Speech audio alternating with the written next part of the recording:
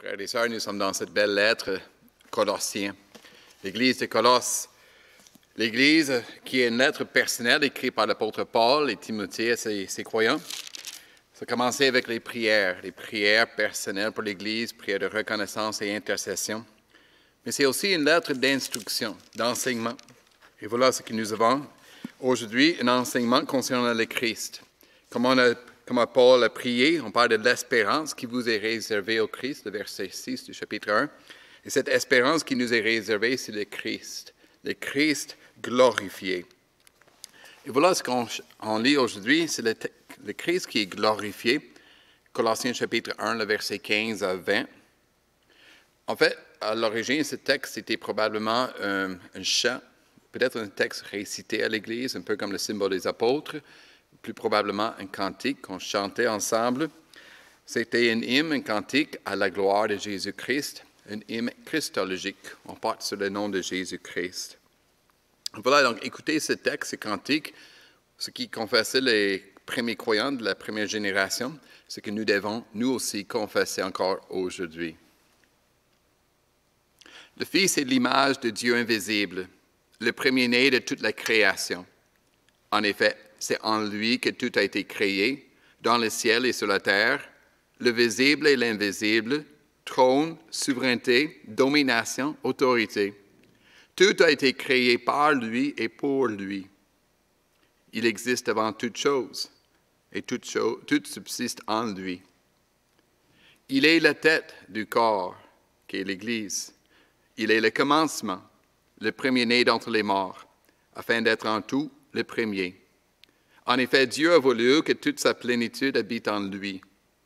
Il a voulu, par Christ, tout réconcilier avec lui-même, aussi bien ce qui est sur la terre que ce qui est dans le ciel, en faisant la paix à travers lui, par son sang versé sur la croix. Amen. Prions. Notre Dieu et Père, merci pour ce cantique. Merci pour cet hymne à la gloire de Jésus-Christ, notre Sauveur. Seigneur, c'est un cantique que chantaient les chrétiennes, les premières chrétiennes, les premières générations. C'est aussi un cantique pour nous à chanter, confesser. C'est le cantique que nous donne le Saint-Esprit, parce que son désir, c'est de glorifier le Christ. Nous prions notre Dieu que le Christ soit glorifié dans cet enseignement, qu'il soit glorifié dans nos vies, qu'il soit glorifié dans notre foi en Jésus-Christ. Amen. Nous sommes appelés chrétiens. Chrétiens parce que nous appartenons à Jésus-Christ. Tout comme on peut dire que je suis un Canadien parce que j'appartiens au pays Canada. Nous sommes chrétiens. Et le centre, parce que c'est le centre de notre vie, de notre foi, c'est le Jésus-Christ. Le centre de notre religion, de notre spiritualité, c'est le Christ. Le centre de notre foi, notre amour, notre espérance, c'est le Christ. Et le Christ est grand. Il est très grand. On ne peut jamais dire que le Christ est trop grand. Il est très grand. Le texte que nous venons de lire ici dans notre traduction, on parle de la prééminence de Christ. La prééminence du Christ, c'est-à-dire il est du premier rang. Il a une suprématie. Il est, autrement dit, il est grand. Notre série d'enseignements vient... Le titre pour la série de notre enseignement sur Colossiens vient aussi de ce texte que le Christ en tout est le premier, qu'il a la prééminence. Et alors aujourd'hui, nous allons regarder le Christ qui est le premier, en tout le premier, parce qu'il est aussi le dernier, l'alpha et l'oméga, le début et la fin. Il est tout. Il est toute notre vie. Toute notre vie se trouve en Christ. En fait, toute vie se trouve en Christ. Regarde dans notre texte. C'est un cantique, un hymne, pour confesser qui est Jésus-Christ et ce qu'il fait. Christ qui est le Fils de Dieu. C'est un cantique qui parle de Jésus-Christ et qui répond à deux questions. D'abord, qui est le Christ? Et ensuite, que fait-il? Qui est le Christ? Quelle est sa personne? Puis ensuite, que fait le Christ? Quelle est son œuvre? Et la réponse se trouve à la fois dans la création, comme nous allons lire au verset 15 et 17, puis ensuite dans la rédemption, dans les versets 18 à 20. Cette rédemption qui est vraiment la nouvelle création. Comme dans tout cantique, tout poème, il y a beaucoup qui est dit avec peu de mots. Mais ce qui est dit, c'est magnifique. Alors, on va aller phrase par phrase dans ce cantique pour bien comprendre tout ce que nous sommes appelés à confesser au sujet de Jésus-Christ. Ça commence avec le fait que c'est le Fils qui révèle Dieu. Le Fils qui révèle Dieu, qui nous fait connaître Dieu, le Dieu que nous ne pouvons pas voir. Je relis le verset 15. Le Fils est l'image de Dieu invisible. Le Fils Jésus est l'image de Dieu, c'est-à-dire il participe à la nature même de Dieu, la nature divine. Le Fils est la manifestation de la nature divine. Comme on peut lire dans un texte parallèle, Hébreux chapitre 1, le verset 3, le Fils est le reflet de la gloire de Dieu. Il est l'expression de sa personne. Le Fils est l'image de Dieu le Père par sa préexistence, c'est-à-dire qu'il existe depuis l'éternité. Et depuis toujours, le Fils est l'image de Dieu le Père. Mais le Fils est aussi l'image de Dieu par son incarnation, quand il est devenu homme parmi nous. Quand on parle de l'image de Dieu dans ce texte, on devrait penser à la première création, la création de l'homme et de la femme. Quand Dieu dit, Genèse chapitre 1, le verset 26, « Faisons l'homme à notre image ». On sait très bien, comme les enfants ont aussi étudié dans leur livret questions et réponses, que l'homme a été créé à l'image de Dieu, d'être un reflet de qui est Dieu. Mais cette image est brisée à cause du péché. Et alors Dieu cherche à restaurer son image. Il envoie son Fils pour révéler le Dieu invisible. Un autre texte parallèle, c'est l'Évangile de Jean, le premier chapitre. Et dans cet Évangile de Jean, nous lisons que personne n'a jamais vu Dieu. Dieu est invisible. Mais Dieu, le Fils unique qui est dans l'intimité du Père, c'est lui qui a fait connaître le Père. Le Fils fait connaître le Père. Notre cantique en Colossiens chapitre 1 continue en décrivant le Fils en lien avec la création, ou le Fils en rapport avec la création, tout ce qui est créé. Je relis encore le verset 15. Le Fils est l'image de Dieu invisible, le premier-né de toute la création. Premier-né. On peut penser que Jésus a été conçu, qu'il a été créé, qu'il a eu naissance, mais ça veut dire que le Fils n'existait pas à un moment donné. Il y avait une hérésie du premier siècle, des premiers siècles, je devrais dire, arianisme, qui ne croyait pas que Jésus était toujours, depuis l'éternité, Dieu. Il croyait qu'il y avait un moment où le Christ n'existait pas, où le Fils de Dieu n'existait pas. Ce qui est toujours enseigné dans la théologie libérale, parmi les témoins de Jéhovah, les Mormons, même l'Islam. Mais quand nous lisons que le Christ et le Fils est le premier-né de toute la création, c'est dans le sens du premier rang. C'est-à-dire, il a le privilège de la prééminence. Un peu comme les premiers-nés dans l'Ancien Testament. C'est l'enfant qui avait les honneurs plus que les autres, les privilèges plus que tous les autres enfants. Et alors le Fils, il a plus d'honneur que tout ce qui est créé. En fait, il est le Créateur.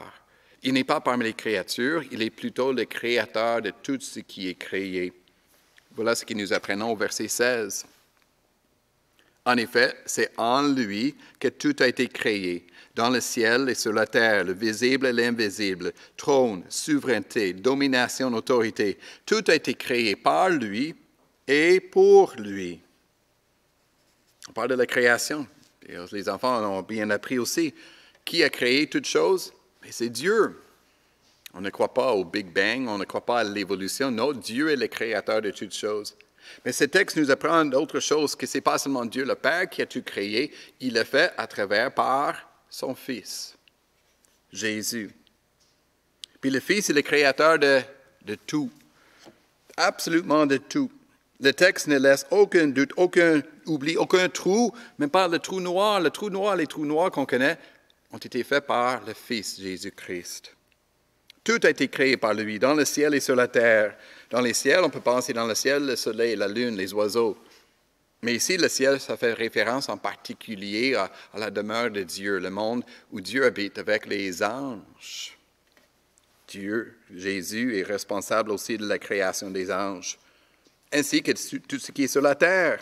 Là, on parle des animaux, les plantes, les roches, l'eau, les fleurs. nous tous. Puis le texte reprend tout cela en disant le monde visible et l'invisible. Le monde visible sur la terre et aussi l'invisible. Visible, c'est-à-dire vous-même, vos parents, vos enfants, les arbres, les montagnes, tout ce qu'on peut voir.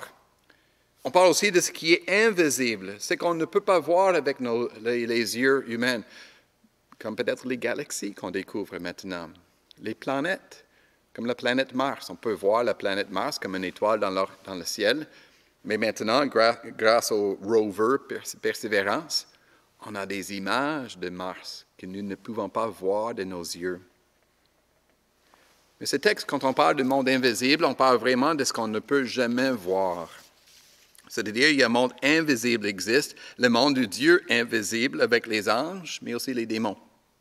C'est décrit comme des trônes, souveraineté, domination, autorité. On parle des anges qui ont des puissances différentes, des catégories d'anges, peut-être même une hiérarchie entre les anges. Et puis là, on parle aussi des anges qui sont bons, mais aussi les anges qui sont mauvais, c'est-à-dire les démons. Tous les deux sont soumis à Jésus-Christ. Ils dépendent du Christ pour leur existence. Il y a tout le monde invisible qui existe. Et comme dit un théologien, un jour dans l'éternité, dans le nouveau monde, nous allons voir le monde invisible.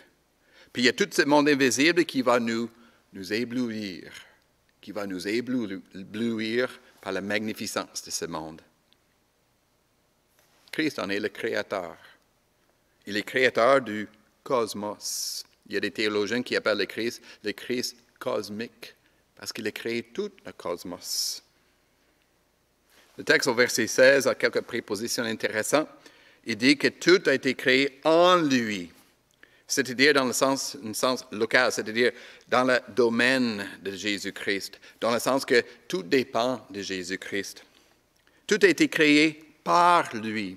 Jésus est l'agent qui fait de la création. Il est la cause de la création. Vraiment, il est la parole par laquelle Dieu a créé. Genèse chapitre 1, Dieu a dit et ça fut. L'évangile de Jean chapitre 1 nous apprend que la parole que Dieu a dit, c'est la parole de Christ qui est le Créateur. Et finalement, le verset 16 dit que tout a été créé pour lui, pour le Christ, dans le but de glorifier le Christ, de remercier le Créateur. Quand on arrive au verset 17, de manière, le cantique résume ce que nous venons de prendre sur la préexistence de Jésus-Christ et aussi l'importance de son travail de créateur du cosmos.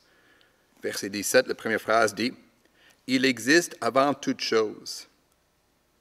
On peut le dire dans le sens premier qu'il existe avant toute chose, avant la création, dans le sens chronologique, que Jésus est toujours le « Je suis », éternel, Dieu qui existe depuis l'éternité. On peut aussi traduire cette phrase en le sens qu'il est au premier rang de toutes choses. On parle de la prééminence de Jésus-Christ, qu'il est au-dessus de toute la création. Le verset ajoute que tout subsiste en lui. Là, on parle de la providence de Dieu. Que tout existe, que toute la création doit son existence et la continuation de son existence à Jésus-Christ. Tout dépend de lui. Aussi le monde invisible, même les puissances hostiles envers Dieu dépendent du Christ pour vivre. Voilà donc le Créateur, Christ le Créateur dans les versets 15 à 17. Et maintenant, dans les versets 18 à 20, on parle de Christ le Rédempteur. Christ le Rédempteur de la même création, de la nouvelle création. Mais cette rédemption commence avec l'Église. Nous sommes au verset 18. Quand on parle de l'Église, c'est-à-dire les croyants, les personnes qui sont rassemblées, sauvées par le Christ. Et le texte nous dit ceci. Il est la tête du corps qu'est l'Église. On a un langage symbolique pour décrire l'Église comme un corps, c'est-à-dire un organisme vivant. Les organismes vivants, des liens vivants entre nous. Puis il y a un lien intime entre le Christ et son Église, comme il y a un lien intime entre la tête et le corps pour vivre. Vous savez très bien que sans la tête, on ne peut pas vivre. Si on est décapité, on ne vit plus. J'ai un souvenir de mon père, quand il a décapité, coupé la tête des poules, ça ne vivait plus après. Il faut la tête pour vivre, pour que le corps vive. Il faut la tête de Jésus-Christ pour l'Église vive. Donc, dans ce texte, on parle de la tête dans le sens que le Christ, c'est le prééminent. C'est de lui qui dépend la vie de l'Église. C'est de lui qui vient la vie de l'Église. Il est la source de la vie de l'Église. Mais aussi, il est la tête dans le sens de chef. C'est le Christ qui gouverne l'Église. C'est le Christ qui dirige son corps, l'Église. Et finalement, le Christ est aussi celui qui garde l'Église ensemble. Il garde son corps ensemble dans l'harmonie. Or, la rédemption qui concerne l'Église, cette rédemption dépasse l'Église. Ça dépasse l'ensemble des croyants parce que notre Rédempteur, c'est le Christ cosmique. On est au verset 18, mais il y a un lien avec le verset 15. Écoutez ce qui est dit au milieu du verset 18. « Christ est le commencement, le premier-né d'entre les morts. » Verset 15, on parle de la création. Est-ce qu'ici, on parle encore de la création, de Genèse chapitre 1? Non, on parle de la nouvelle création. Mais il y a une correspondance entre les deux, un parallélisme, on peut le dire. De même que le Christ est au commencement de la première création, il est aussi au commencement de la rédemption, de la nouvelle création. En fait, il est le commencement de chacune. Et ce commencement, c'est en lien avec la résurrection, parce qu'il est le premier-né d'entre les morts, le ressuscité. Il devient donc la source de la vie pour rendre l'Église et le monde vivant. Il est aussi le début de la nouvelle création par sa résurrection. Et le but de tout ça? Le but de tout ça, c'est que, comme le Père le désire, afin que le Christ soit en tout le premier. Afin que le Christ soit en tout le premier. Autrement, on peut le traduire, afin que le Christ soit prééminent. Que le Christ soit prééminent. Que le Christ ait la prééminence. Que le Christ, et lui seul, ait la prééminence, comme dit un commentateur, dans tous les domaines, dans l'éternité et dans le temps, sur l'univers et sur l'Église, dans la vie des croyants. Christ en tout le premier. Christ en tout le plus grand.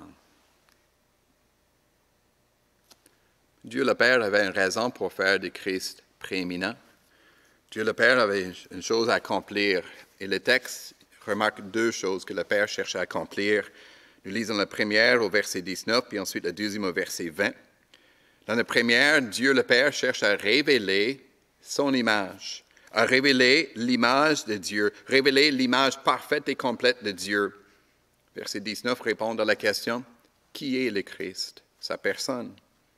Au verset 20, on révèle la réconciliation de Dieu, la réconciliation avec Dieu, une réconciliation qui est complète et parfaite avec Dieu. Là, nous répondons à la question, que fait le Christ? Quelle est son œuvre? Nous regardons quelques détails ici. Verset 19. Verset 19, le Christ est le premier, prééminent, pour révéler l'image de Dieu, l'image parfaite et complète. Je relis le verset 19. En effet, Dieu a voulu, c'était le bon plaisir de Dieu le Père, Dieu a voulu que toute la plénitude habite en lui, que toute sa plénitude, la plénitude de la divinité, doivent habiter le Christ. Ici, on parle de Christ incarné, l'homme Jésus-Christ. Mais on parle aussi de Christ ressuscité, qu'il est toujours un homme. Il est toujours un homme parfait et aussi un Dieu parfait. Il est parfaitement homme et parfaitement Dieu. Et alors, il est le médiateur parfait entre nous et Dieu. Rappelons-nous que la rédemption a pour but de nous restaurer à l'image de Dieu. Comme Dieu nous a créés au début à l'image, mais cette image a été brisée par la rébellion d'Adam et Ève. Mais Dieu, il veut restaurer cette image, encore plus, il veut dépasser cette image, il veut surpasser cette image, il veut nous rendre à la plénitude de Dieu.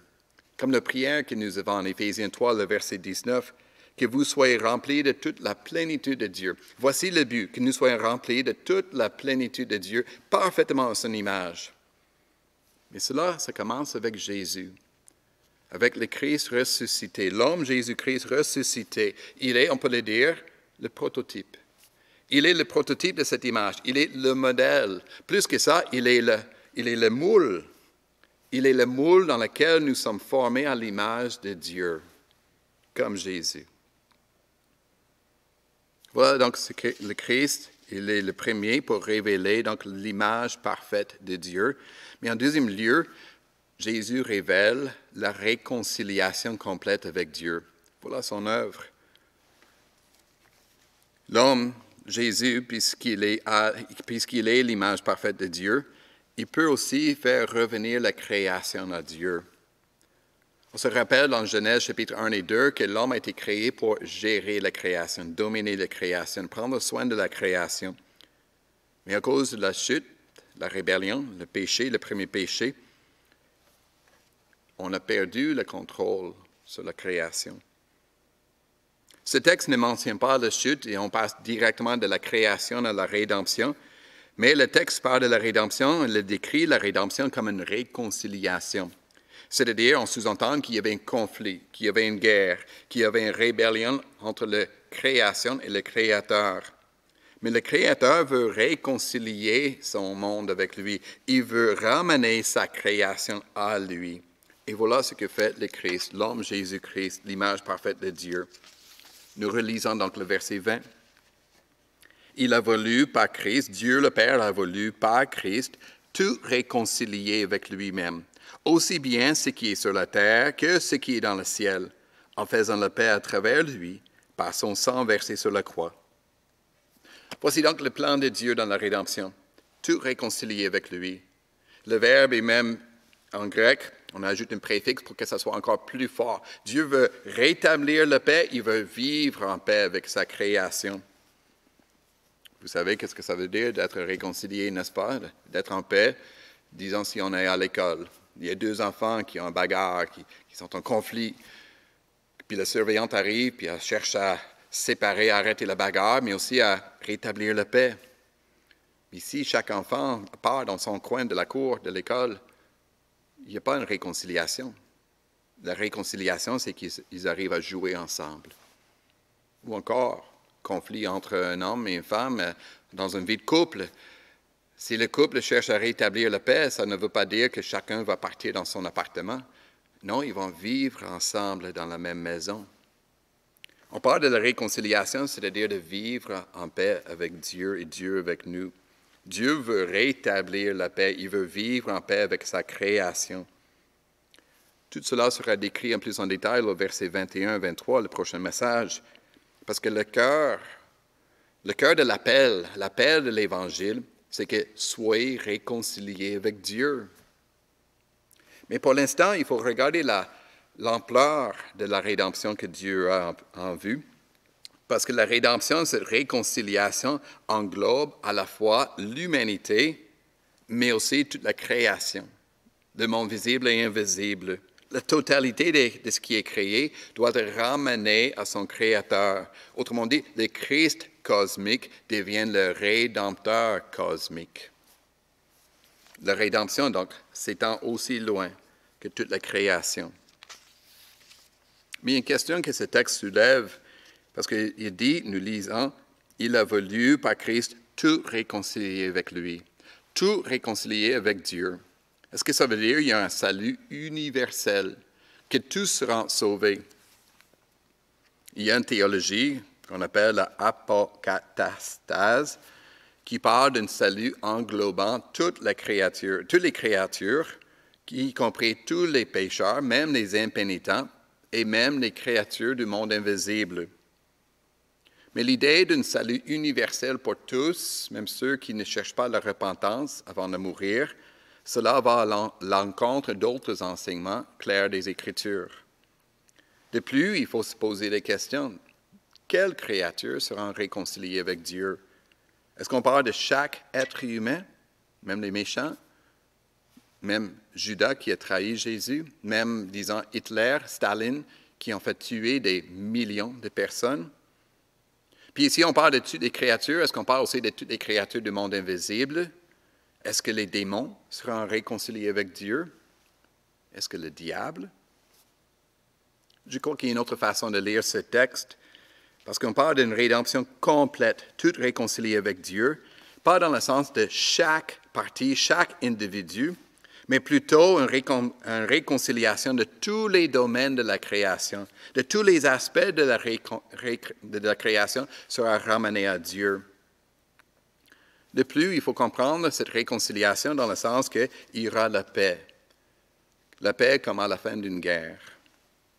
À la fin de la guerre, il y a ceux qui acceptent bien qu'il y a une armée qui a gagné. Ils l'acceptent de bon gré. Mais il y a d'autres qui l'acceptent contre le gré. L'armée qui est vaincue, ils acceptent la paix contre le gré. Ils reconnaissent que l'autre a gagné. Et dans le plan de la rédemption, c'est le Christ qui sera reconnu comme le Seigneur de tout, de bon gré ou contre le gré. Tous seront assujettis à lui pour reconnaître que c'est lui le vainqueur, de bon gré ou contre le gré. Et cela va mettre fin à toute guerre spirituelle entre le bien et le mal, entre Dieu et le diable. Il y aura la paix pour l'éternité. Mais ce texte que nous avons ici, le verset 20, ça élargit notre perspective sur la rédemption. Ça élargit surtout notre perspective de la rédemption, une perspective évangélique qui est souvent très étroite. Oui, nous parlons de la rédemption de notre âme qui nous sera pardonnée, purifiée. Oui, nous parlons de la rédemption de notre corps, la chair qui sera ressuscitée. Mais ici, nous parlons de la rédemption de toute la création. Que toute la création sera ramenée à Dieu. Il y aura une nouvelle création, le nouveau ciel qui va descendre sur la nouvelle terre. Et cela commence maintenant. On parle dans ce texte d'une eschatologie réalisée, c'est-à-dire le plan final de Dieu qui commence à être réalisé maintenant. Autrement dit, nous sommes déjà sauvés. Nous sommes déjà sauvés tout en étant en processus d'être sauvés. Toute la création est sauvée tout en étant en processus d'être sauvée. Qu'est-ce que ça veut dire en pratique? Ça veut dire en pratique que le but de la vie chrétienne n'est pas simplement de sauver des âmes. Ce n'est pas simplement d'évangéliser et sauver le plus grand nombre d'âmes possible. C'est beaucoup plus. Le but de la vie chrétienne, c'est de bien travailler. Bien travailler au bureau, bien travailler à l'école. C'est de bien élever nos enfants. C'est aussi de bien jouer au hockey ou bien jouer au Scrabble. C'est de bien prendre des photos ou des vidéos. Nous faisons tout bien. Nous faisons tout de mieux en mieux parce que notre Rédempteur est le meilleur. Et c'est lui qui est en tout le premier. Tout sera réconcilié avec Dieu. Et quel est le moyen de cette réconciliation? Nous le lisons dans la dernière phrase, très important. Réconcilié par son sang versé sur la croix. Par le sang de Jésus versé sur la croix. Voilà l'importance de la croix de Jésus-Christ, de sa crucifixion. La croix de Jésus n'est pas seulement un événement isolé dans l'histoire de l'humanité parmi des millions, sinon des millions de crucifixions faites par les Romains, c'est ça, mais beaucoup plus. La croix de Christ n'est pas simplement un exemple à nous inspirer à un amour sacrificiel. C'est ça, mais beaucoup plus. La croix de Christ n'est pas simplement le sacrifice pour le pardon de mes péchés. Il y a ça, mais beaucoup plus. La croix de Christ n'est pas simplement la victoire de Jésus, prince de la paix, sur le diable et la mort. Il y a ça, mais encore plus. La croix de Jésus-Christ, la croix est l'œuvre prééminente de Dieu. La croix est l'œuvre prééminente de Dieu pour chercher et réconcilier toute la création avec son Créateur. La croix, c'est pour chercher et racheter la création, la ramener à son Créateur. La croix, donc, est le début de la nouvelle création. Autrement dit, on peut dire que la croix, c'est comme le pivot, le point central sur lequel tout se tourne. Ou peut-être, si je prends l'illustration d'un livre, la croix, c'est comme le dos d'un livre. Les deux couvertures sont tenues ensemble par le dos du livre. Et le livre, on peut le lire à cause du dos qui tient le livre ensemble. Le dos du livre, c'est la croix de Jésus-Christ. Et nous pouvons passer de la première création jusqu'à la nouvelle création, parce que la croix de Jésus tient les deux ensemble.